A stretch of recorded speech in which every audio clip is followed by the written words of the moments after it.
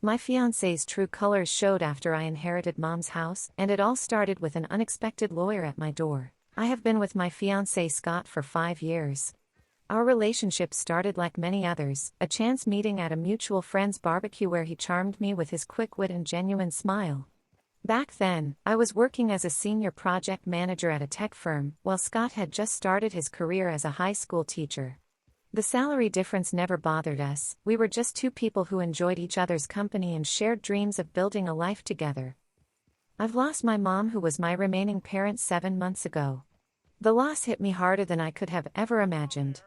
Mom had been battling pancreatic cancer for 18 months, and even though we knew the prognosis wasn't good, nothing prepares you for the final goodbye.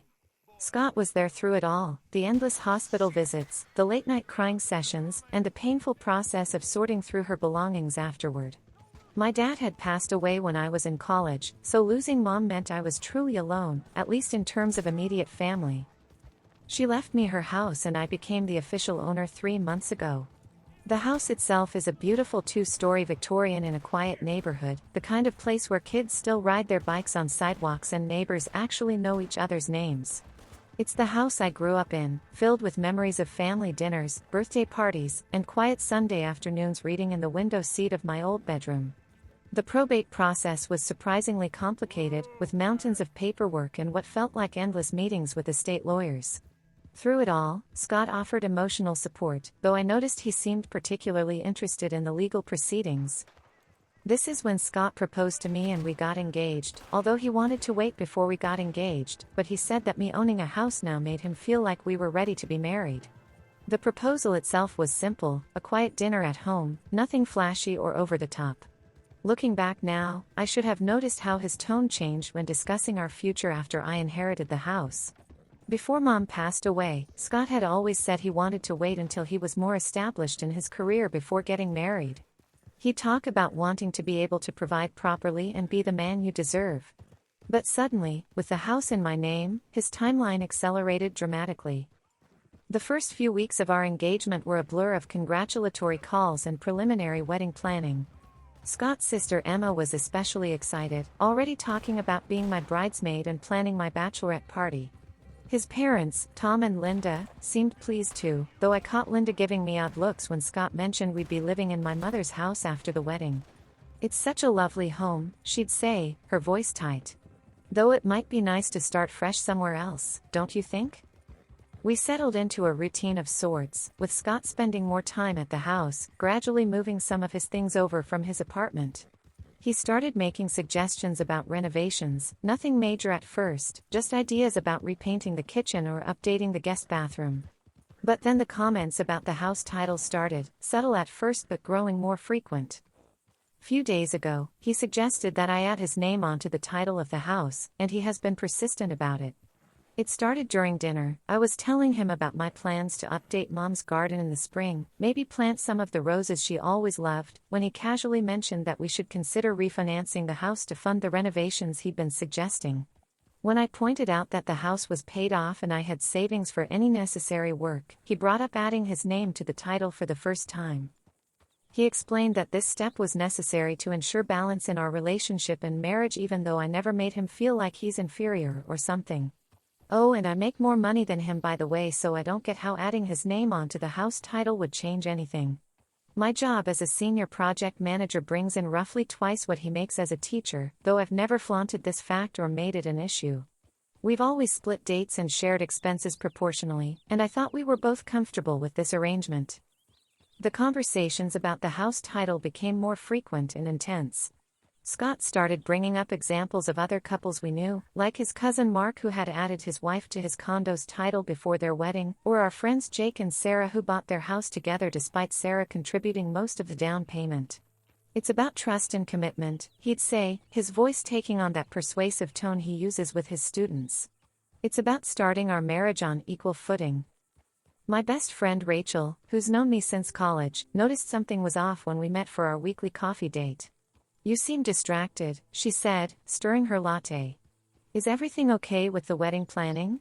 When I told her about Scott's insistence on being added to the house title, she frowned. "That's your mother's house," she said quietly. "And it's only been a few months since she passed. Doesn't he think that's a bit soon? But since he insisted, and since we've been together for a long time and we're engaged now, I decided to do it, but only after we get married. I thought this was a reasonable compromise, a way to show Scott I was committed to our future together while also protecting my inheritance and honoring my mother's memory.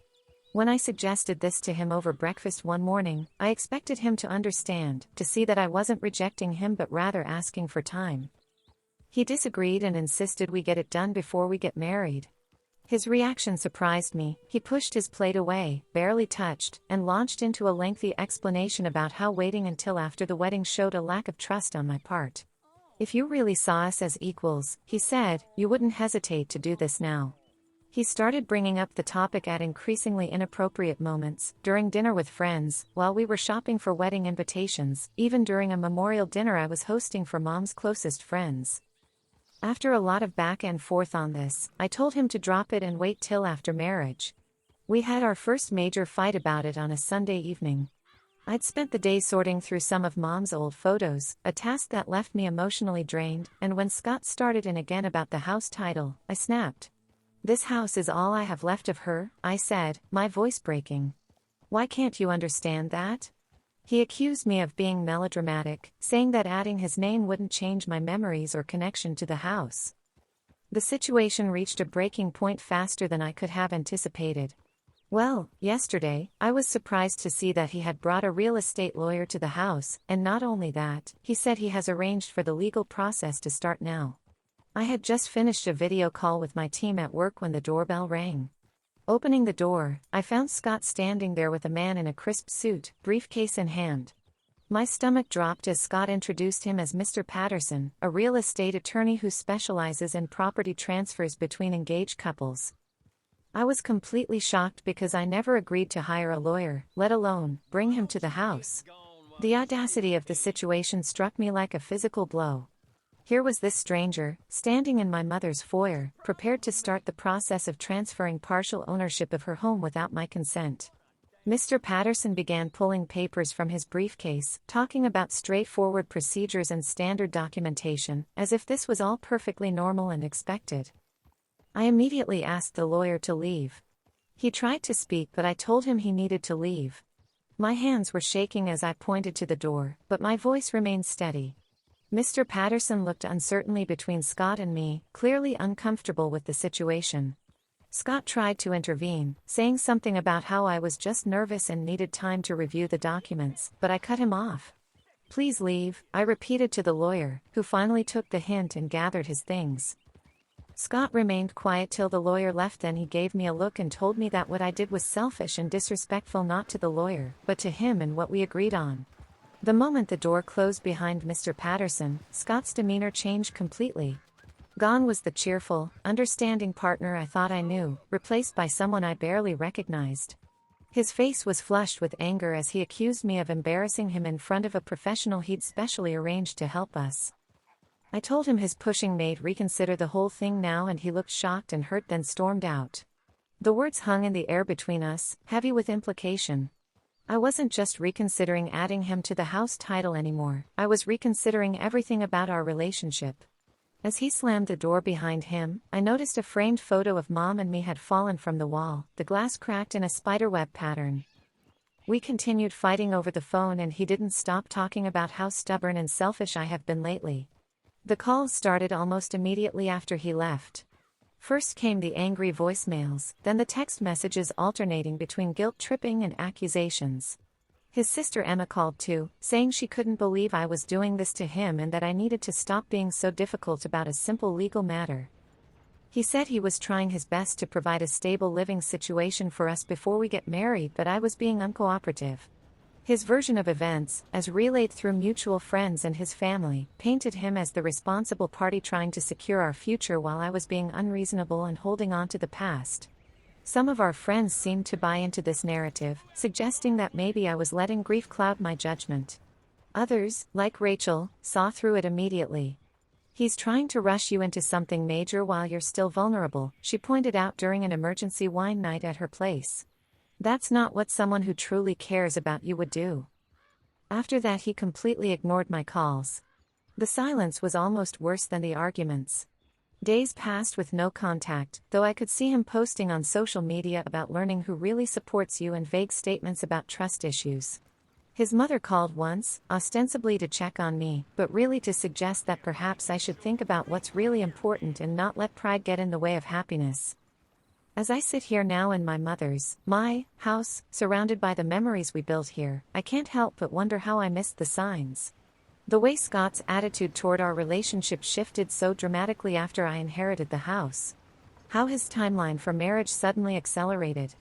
The increasing pressure about the house title, culminating in that ambush with the lawyer. My mother always said that people show you who they really are in times of crisis. I just never expected to learn this lesson about my own fiancé. The engagement ring sits heavy on my finger as I write this, a reminder of promises made and trust potentially misplaced. Tomorrow, I have an appointment with my own lawyer, not to add Scott's name to the house title, but to understand my options and protect my inheritance. Mom left me this house as her final gift, a piece of our family history and a foundation for my future. I'm starting to realize that future might need to take a very different path than I had planned. Rachel's coming over later with takeout and more wine. We'll sit in the kitchen where Mom used to make Sunday dinners, and I'll try to figure out my next steps. The house feels different now, not just a home filled with memories, but a symbol of something I need to protect. Not just from Scott, but from anyone who would try to take advantage of my vulnerability or rush me into decisions I'm not ready to make. The irony isn't lost on me that in trying to force his way onto the house title, Scott has likely lost any chance of ever living here at all. His actions have revealed a side of him I can't unsee, someone who would exploit my grief and vulnerability to gain control of an asset, someone who would ambush me with legal proceedings in my own home, someone who would try to manipulate me through guilt and social pressure when he didn't get his way. My phone buzzes with another message, Scott again, this time with a lengthy paragraph about how he's only thinking of our future and how I'm letting fear hold us back. I leave it unread, just like the others. Instead, I walk through the house, running my hands along the walls Mom painted herself, straightening the family photos she arranged so carefully, and feeling, for the first time in days, absolutely certain about what I need to do. This house isn't just a piece of property to be divided or an asset to be claimed. It's my mother's legacy, my inheritance, and my home. And anyone who truly loves me would understand that and respect it. Scott's actions have shown me exactly who he is, not the supportive partner I thought I knew, but someone willing to pressure and manipulate me at my most vulnerable. It's a painful realization, but perhaps it's also a gift, one final lesson from my mother about standing my ground and protecting what's important. As the sun sets, casting long shadows through the windows Mom always kept so spotlessly clean, I feel a strange sense of peace settling over me. Whatever comes next won't be easy, but I know I'm making the right choice. This house, and my future, will remain in my name alone.